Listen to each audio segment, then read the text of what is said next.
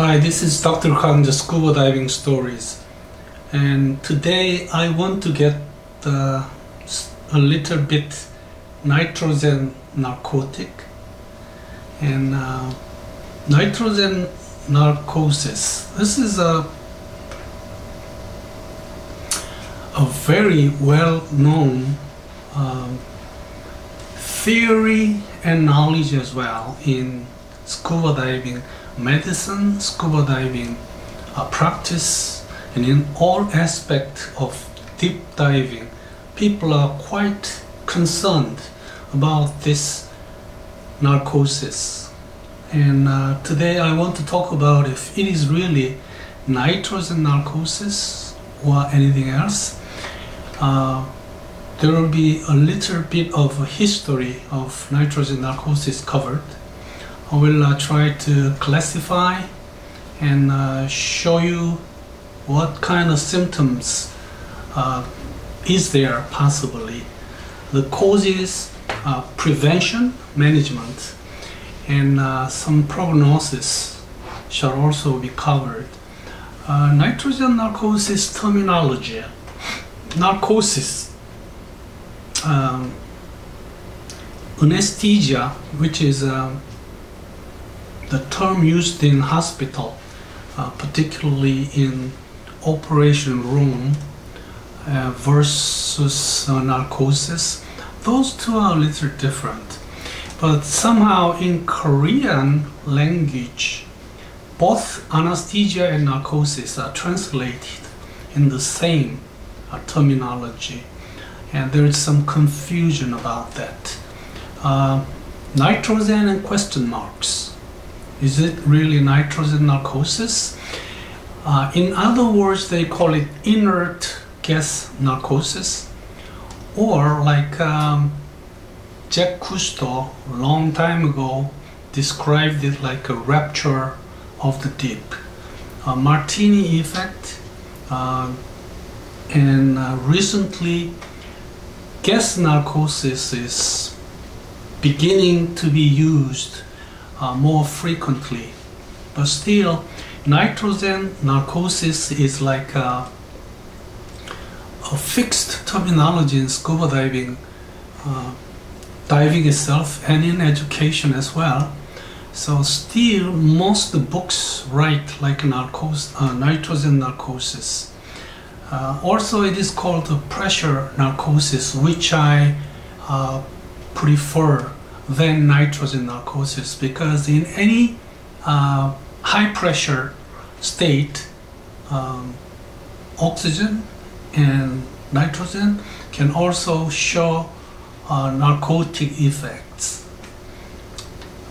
History, don't want to go too deep about this, but it was first described in 1834 by a French guy, and he said gas is coming into bloodstream in high pressure, irritate nerve cell, and that somehow moved to some emotional change in 1881 by an Englishman named Moxon.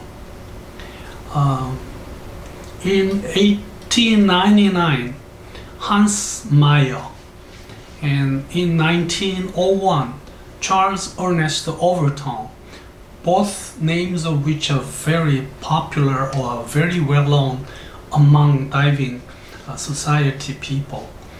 But they somehow describe the narcotic effect of a gas aggravating when lipid solubility gets higher.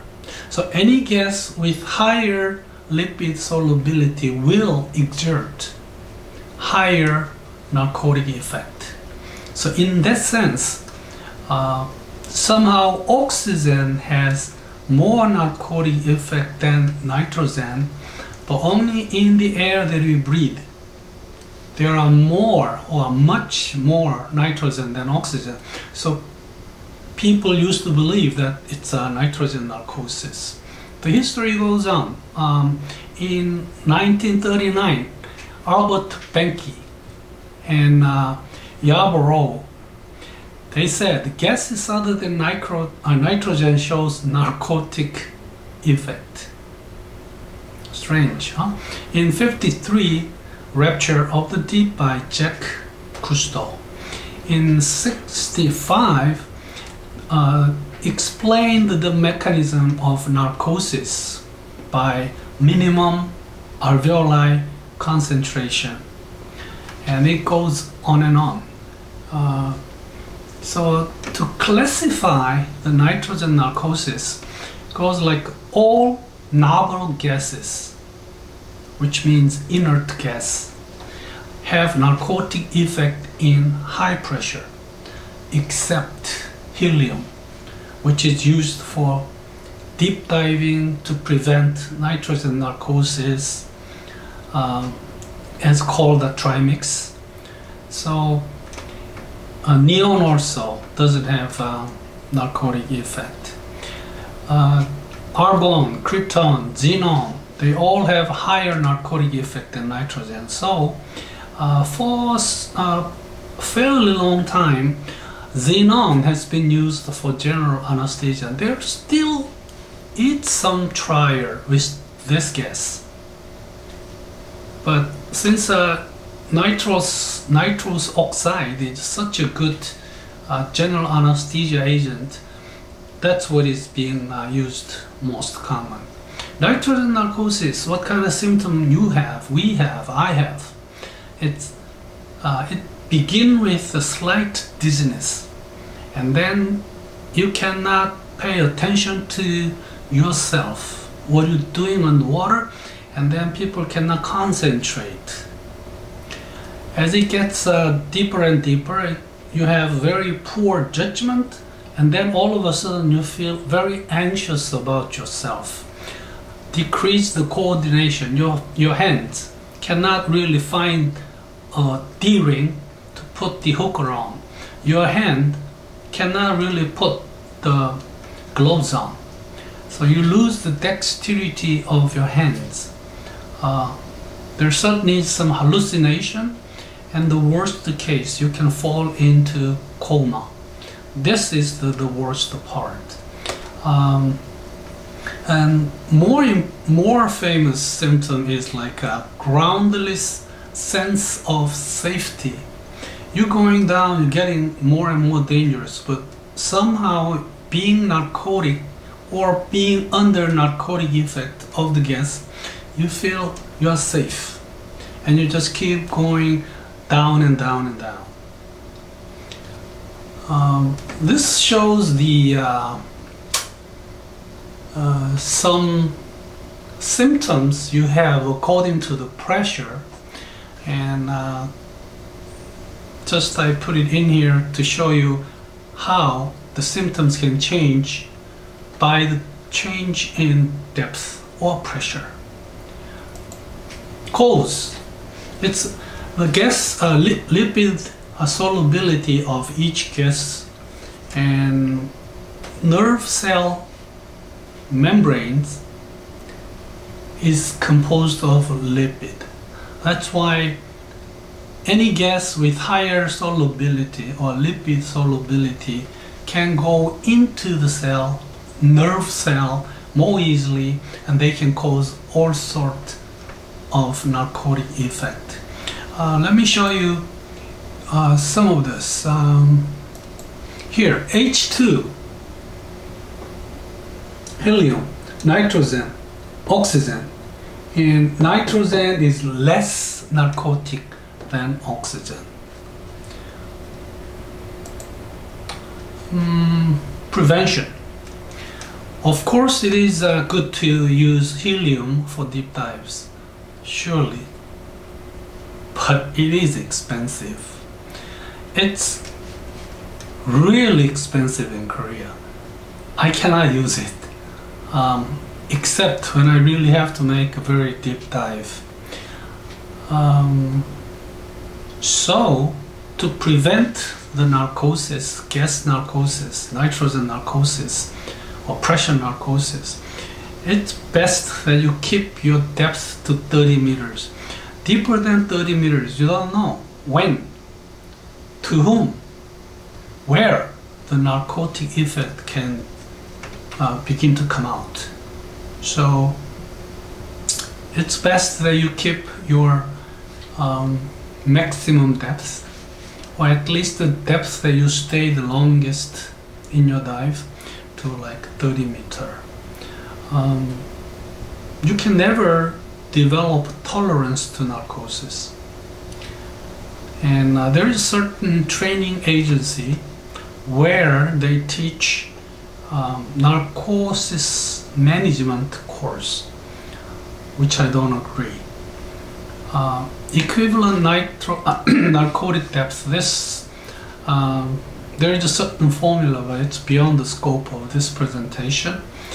And NOAA, it's a National Oceanic and Atmospheric Administration in US, in NOAA diving manual, finally it says narcotic effect of oxygen is the same, which is not true.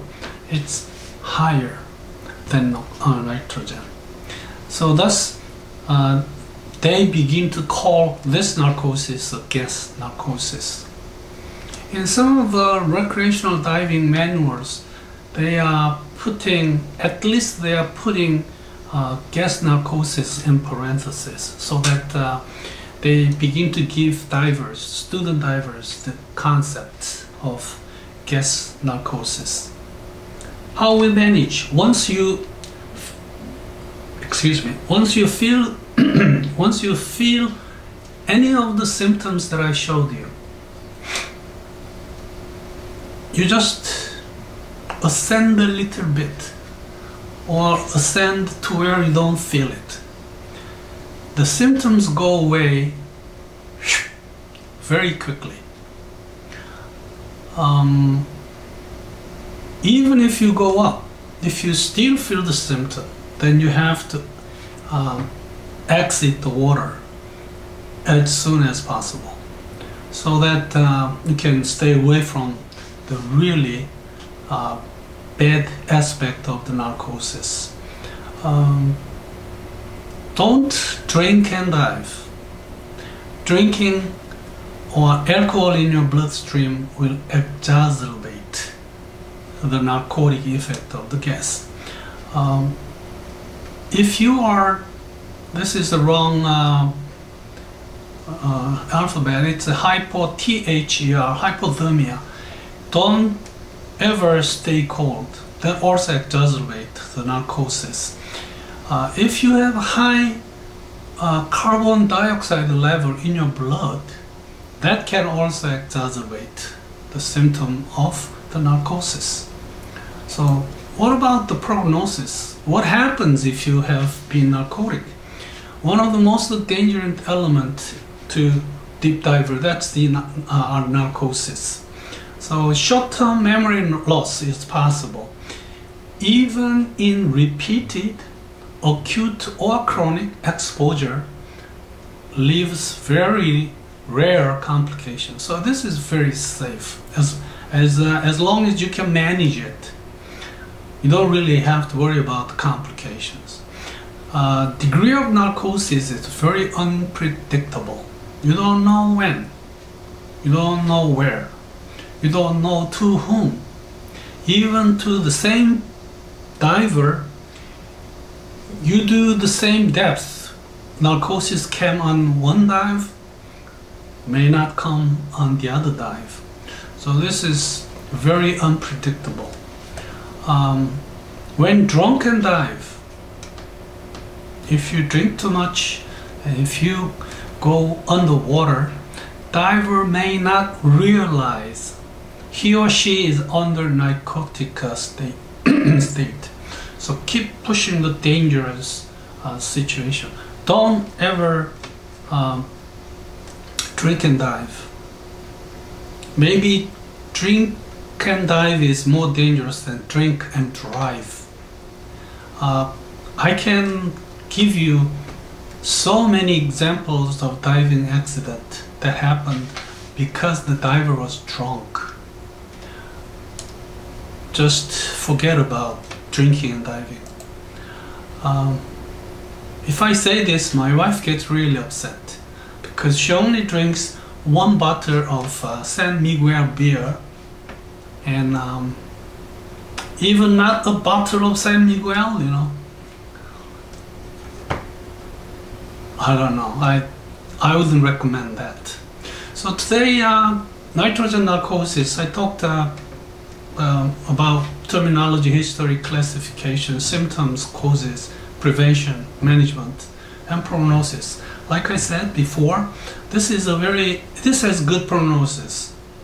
Even if you have it, there's very few or rare complications. So as long as you know the symptom, you feel the symptom, and then you ascend, most of the case, the whole situation has been taken care of. So nitrogen narcosis, and I wish all of us can do safe and enjoyable dives, and hopefully I will see you very soon again. Bye bye.